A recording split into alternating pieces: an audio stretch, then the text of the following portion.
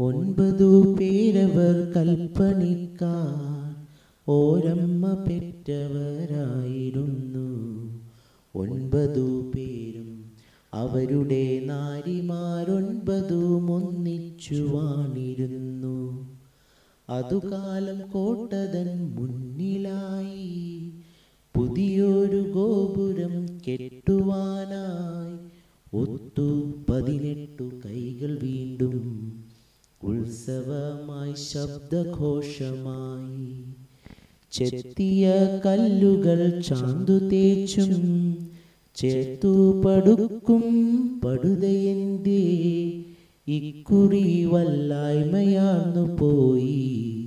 ഭിത്തിയുറയ്ക്കുന്നിലൊന്നുകൊണ്ടും എന്താണ് പോം വഴി എന്നൊരൊറ്റ ചിന്തയവരിൽ പുകഞ്ഞു നിൽക്കേ, വെളിപാടു കൊണ്ടാരോ ചൊല്ലിയത്രേ, അധികാരമുള്ളോരതേറ്റു ചൊല്ലി.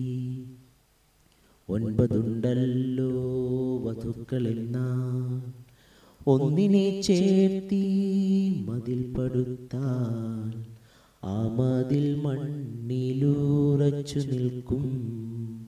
ആ ചന്ദ്രതാരമുയർന്നു നിൽക്കും.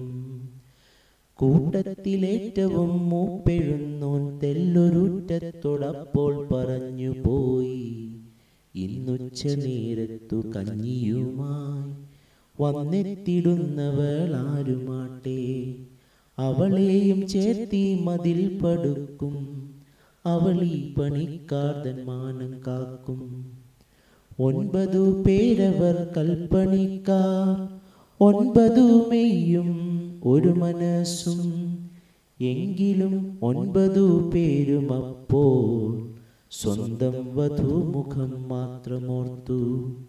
കഞ്ഞിക്കലവും തലയിലേറ്റി കയ്യാലെ താങ്ങി പിടിച്ചുകൊണ്ട് മുന്നിൽ വന്നങ്ങനെ നിന്നവളോ മൂത്തയാൾ വേട്ട പെണ്ണായിരുന്നു.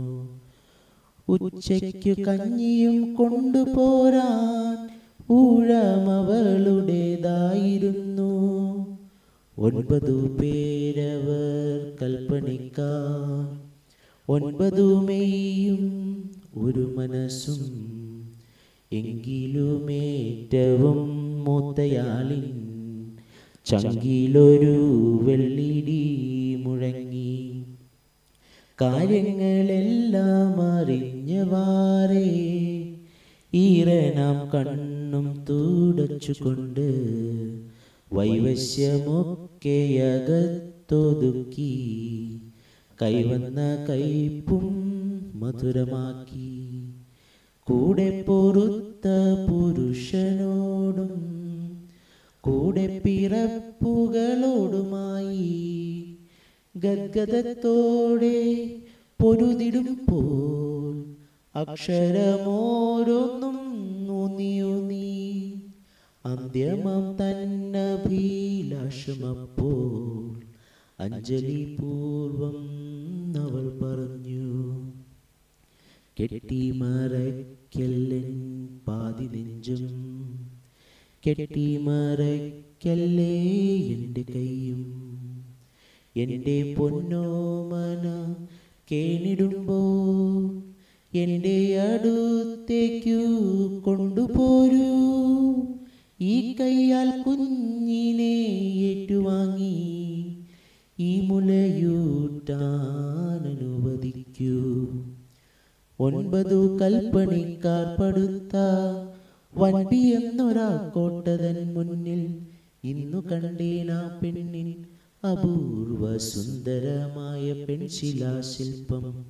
എന്തിനോ വേണ്ടി നീട്ടി നിൽക്കുന്ന ചന്തമൂറുന്നൊരാ വലങ്കൈയും ഞെട്ടിൽ നിന്നു പാൽ തുള്ളികളൂറും മട്ടിലുള്ളൊരാ നഗ്നമാം മാറും കണ്ടുണർന്നെൻ്റെ ഉള്ളിലെ പൈതൽ അമ്മ അമ്മ എന്നാർത്തു നിൽക്കുന്നു.